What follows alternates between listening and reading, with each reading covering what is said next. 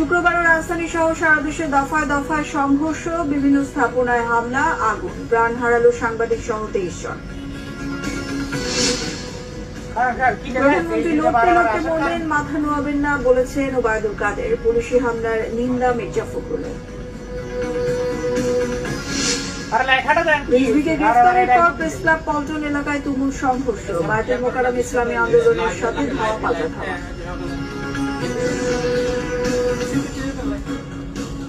সংবাদ শিরোনাম দেখছিলেন, এবার বিস্তারিত। আজ থেকে সারা দেশে কারফিউ জারি ও সেনা মোতায়েন করা হয়েছে। নৈরাজ্য করলে দেখা মাত্র গুলির নির্দেশ। প্রধানমন্ত্রীর নির্দেশে সারা দেশে সেনা মোতায়েনের সিদ্ধান্ত হয়। সংঘাত নিয়ন্ত্রণে বেসামরিক প্রশাসনকে সহায়তা করবে সেনাবাহিনী। জরুরি পরিষেবা কারফিউয়ের আওতামুক্ত থাকবে। শুক্রবার গণভবনে 14 দলের সাথে বৈঠকের পর আওয়ামী লীগের সাধারণ সম্পাদক ওবায়দুল কাদের এসব সিদ্ধান্তের কথা জানিয়েছেন। রকুনুজ্জামানের রিপোর্ট।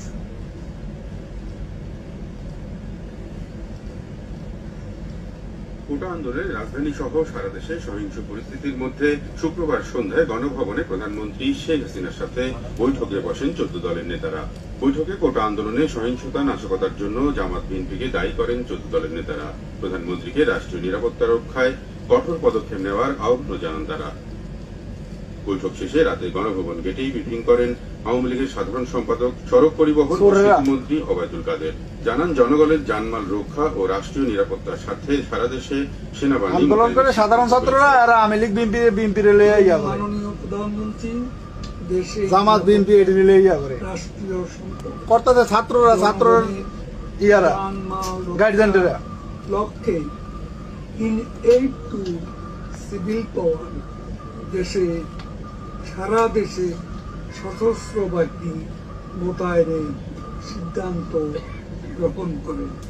সরকার ক্যাবিনেট থেকে প্রজ্ঞাপন দিচ্ছে, কাজেই এটা অবশ্যই কারফিউ এবং এখানে শুট এট সাইটও আছে।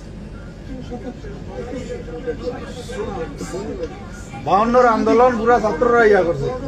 ছাত্রগুলোকে তোমরা ভাঙালো। নৈরাজ্য বন্ধে সেনাবাহিনী বেসামরিক প্রশাসনকে সহায়তা করবে। এছাড়া এই ব্যবস্থা নেওয়ার প্রেক্ষাপটের ব্যাখ্যাও দেন ওবায়দুল কাদের।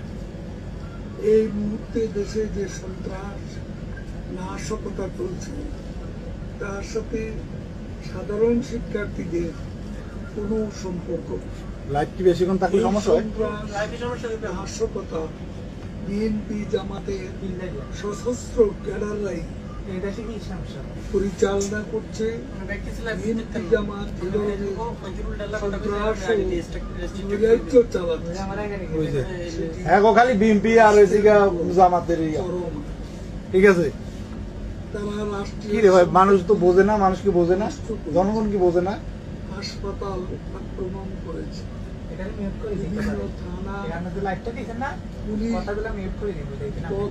বিভিন্ন থানা পুলিশ রাষ্ট্রীয় গণমাধ্যম বিটিভি সম্পূর্ণরূপে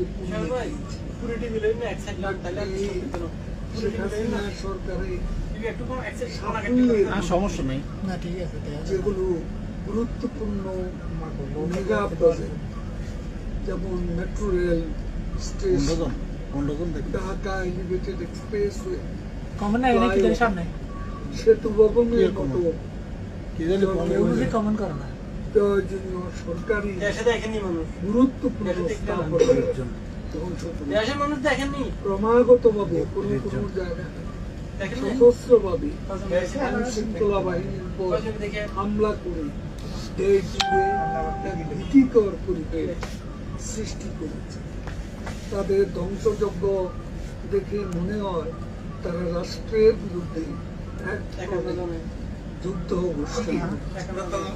এই অবস্থা 14 দলের জনগণের নিরাপত্তা, রাষ্ট্রীয় সম্পদ রক্ষা করার জন্য আইন অনুযায়ী কঠোর ব্যবস্থা গ্রহণের জন্য 14 দলের সভাপতির প্রতি অনুরোধ জানাই। জরুরি পরিষেবা কারফিউয়ের আওতামুক্ত থাকবে। রকুনুজ্জামান, বাংলা ভিশন। ঢাকা। শুক্রবার সকাল থেকে রাজধানীর বিভিন্ন পয়েন্টে আইনশৃঙ্খলা বাহিনী এবং কোটা সংস্কার আন্দোলনকারীদের সংঘর্ষ হয়েছে। এতে সারা দেশের সাংবাদিক সহ 23 জন নিহতের খবর পাওয়া গেছে। সংঘর্ষে আহত হয়েছেন অনেকে। রাজধানীতে বিভিন্ন স্থাপনায় আগুন দিয়েছে দুর্বৃত্তরা।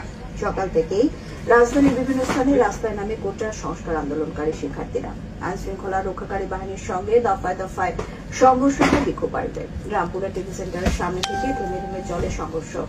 বাংলাদেশ টেলিভিশন ভবনের সামনে অবস্থান নেয় পুলিশ ও বিজিবি। রামপুরা বাজার এলাকা থেকে মালিবাগ পর্যন্ত পুরো এলাকা ছিল বিক্ষোভকারীর দখলে। চলে ইট পাটকেল নিক্ষেপ। এদিকে দুপুরে বিটিভি ভবন পরিদর্শন করেছেন বিজিবি মহাপরিচালক। সরকারি স্থাপনা রক্ষা প্রয়োজনে কঠোর হবে বলে জানান। অন্যদিকে যাত্রাবাড়িতে শুক্রবার সকাল 9টার পর থেকে রাস্তায় অবস্থান নেয় আন্দোলনকারী সমর্থকরা। রাস্তা অবরোধ করে মিছিল নিয়ে এগিয়ে আসার চেষ্টা করলে সংঘর্ষ বাধে পুলিশের সঙ্গে। মহাখালীতেও আন্দোলনকারী ও পুলিশের মধ্যে সংঘর্ষ হয়। এ সময় ব্যাপক পুলিশ শব্দ শোনা যায়। বিক্ষোভকারীরা রাস্তায় কয়েকটি গাড়ি ভাঙচুর করে এবং আগুন দেয়। ব্যাপক ধাওয়া পাল্টা ধাওয়া ও সংঘর্ষ চলে মোহাম্মদপুরে।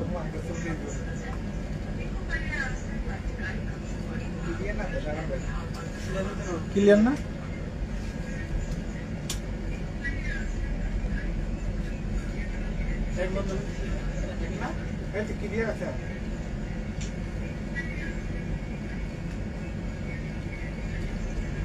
আওয়ামী লীগের সাধারণ সম্পাদক ওবায়দুল কাদের বলেছেন, প্রধানমন্ত্রী শেখ হাসিনা লড়তে লড়তে মরে যাবেন, তবুও দেশ ছেড়ে পালাবেন না। তিনি বলেন, কোটা সংস্কার আন্দোলন এখন আর শিক্ষার্থীদের হাতে নেই। ঠিক ৭১-এর মতো সরকারি স্থাপনা ধ্বংস করে যাচ্ছে বিএনপি জামায়াত।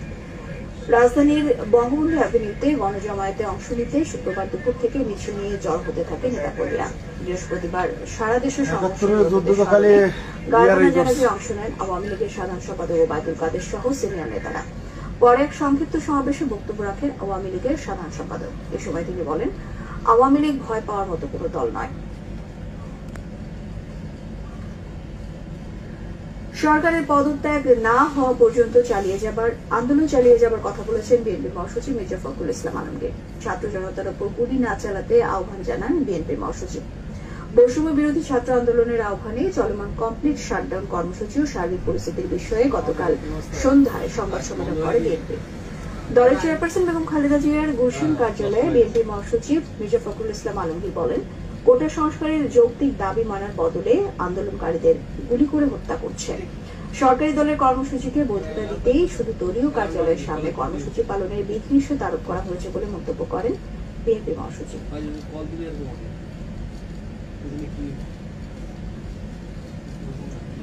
শিক্ষার্থী নিহতের প্রতিবাদে জাতীয় প্রেস ক্লাবে ডাকা বিএনপির জাতীয় ঐক্যের সমাবেশে পুলিশি বাধায় বন্টন হয়ে যায়। জুমার নামাজের পর নেতাকর্মীরা মিছিল নিয়ে প্রেস ক্লাবের দিকে যেতে চাইলে পুলিশের সাথে সংঘর্ষ বাধে। পুলিশ নেতাকর্মীদের ছত্রভঙ্গ করতে রাবার বুলেট, টিয়ার শেল ও সাউন্ড গ্রেনেড ছুড়ে সংঘর্ষ ছড়িয়ে পড়ে নাইটিঙ্গেল মোড়, সেগুন বাগিচা, কাকরাইল সহ বিভিন্ন এলাকায়। পরে বিকেলে পরিস্থিতি নিয়ন্ত্রণে নেয় পুলিশ। এর আগে দুপুর 12টার দিকে প্রেস ক্লাব থেকে আটক করা হয় বিএনপির সিনিয়র যুগ্ম মহাসচিব রুহুল কবির রিজভীকে। এদিকে জুমার নামাজের পর ইসলামী আন্দোলন বায়তুল মোকাররম এলাকায় সমাবেশ শেষে মিছিলের প্রস্তুতি নিলে পুলিশ টিয়ার শেলে তাদের ছত্রভঙ্গ করে দেয়। জুমার নামাজের পর বায়তুল মোকাররমের উত্তর থেকে শান্তিপূর্ণ সমাবেশ করে চলে যায় খেলাফত মজলিস।